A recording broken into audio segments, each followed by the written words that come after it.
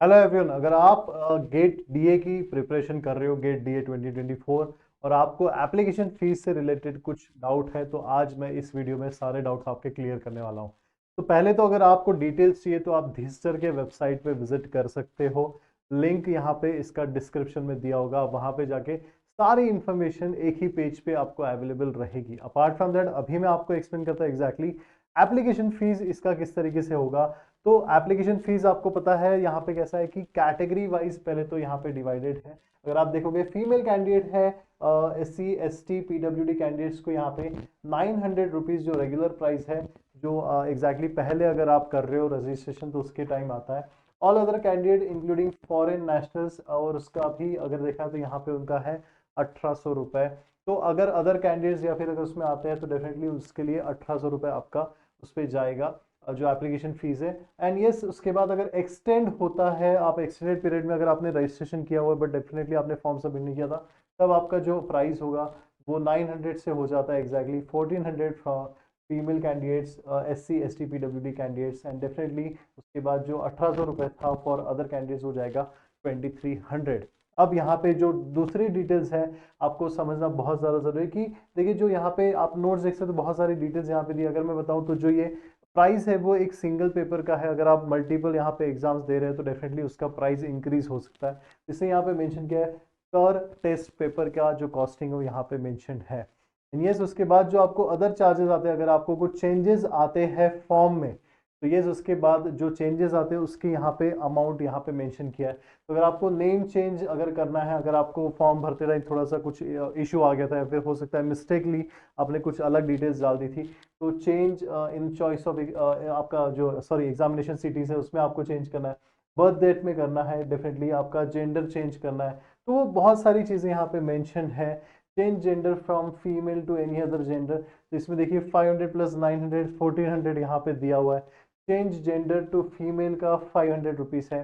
फिर यहाँ पे अगर आपको कैटेगरी भी वहाँ पे अगर आपने गलती से कोई और मेंशन किए तो ये जो वेबसाइट है यहाँ पे सारे एक्स्ट्रा जो चार्जेस लग सकते हैं वो सारे चेंजेस के लिए यहाँ पे मेंशन किए हुए हैं। So don't forget to visit our website as well for these all details. But अगर मैं कहूँ तो ये बहुत ज़्यादा इंपॉर्टेंट जो आपके रजिस्ट्रेशन अमाउंट होता है, उसके साथ ही साथ जो अगर डॉक्यूमेंटेशन अगर मैं कहूँ तो रिक्वायर्ड डॉक्यूमेंट्स जो है वो यहाँ पे मेंशन है। तो आप वो रिक्वायर्ड डॉक्यूमेंट्स का भी सेक्शन आप देख सकते हो। मैं आपको थोड़ा बताया तो जो फॉर्म फिल करना है, एप्लीकेशन अगर आपको फिल करना है तो पहले तो हाई क्वालिटी इमेज आपको यूज़ करनी है, हाई क्वालिटी फोटोग्राफ आपको यूज़ करनी है जिसमें स्पेसिफिक इन्फॉर्मेशन आपको जो उनके ब्रोशर में होगा उसमें दिया होगा, जो भी आपके डायमेंशन है वो सारी चीज़ें। तो उस अकॉर्डिंगली पहले तो हाई क्वालिटी इमेज, कभी भी ध्यान रखिए ऐसे एग्जाम्स के टाइम पे आपको हाई क्वालिटी इमेज ही अपलोड करना बहुत ज़्यादा ज़रूरी है। आप एक तो उसका जब एक्सपोर्ट क्वालिटी होती है वो आप उनके जो भी आपके फॉर्म भर रहे होंगे वहाँ पे जो नेट कैफे वहाँ पे आप उनको पूछ सकते हो।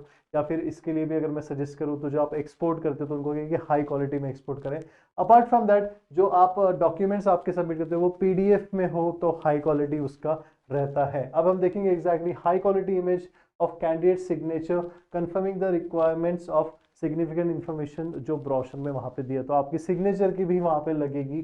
जो फोटो है वो भी स्कैन कॉपी ऑफ आपका अगर कैटेगरी का जो सर्टिफिकेट है उसका अगर एप्लीकेबल है तो डेफिनेटली उसका स्कैन कॉपी रहेगा एंड वो भी आपका जो है वो अच्छे क्वालिटी में अपलोड होना चाहिए। Then yes, PWD certificate if applicable, scan copy of अगर आपका डिसलेक्सिया अगर है तो उसका भी अगर आपके पास है कोई प्रूफ है, PDF है, तो डेफिनेटली अगर वो एप्लीकेबल है तो वो भी आप वहाँ पे डाल सकते हो।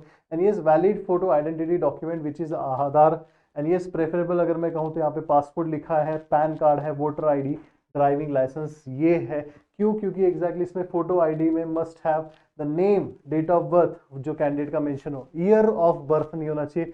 आधार कार्ड पे बहुत बार ईयर ऑफ बर्थ लिखा होता है, तो पैन कार्ड, पासपोर्ट जहाँ पे डेट ऑफ बर्थ फुल लिखा होता है वो ऐसा डॉक्यूमेंट आपको सबमिट करना पड़ेगा। एंड ये condition unique photo ID number भी वहाँ पे होना चाहिए। The photo ID must be carry the original to the examination hall for the verification. तो ये भी याद रखिए जब आप एग्जामिनेशन हॉल में आओगे तो जो डॉक्यूमेंट आपने सिलेक्ट किया था वो आपके साथ कैरी करना बहुत ज़्यादा ज़रूरी है, अलॉन्ग विथ योर जो हॉल टिकट होता है वो।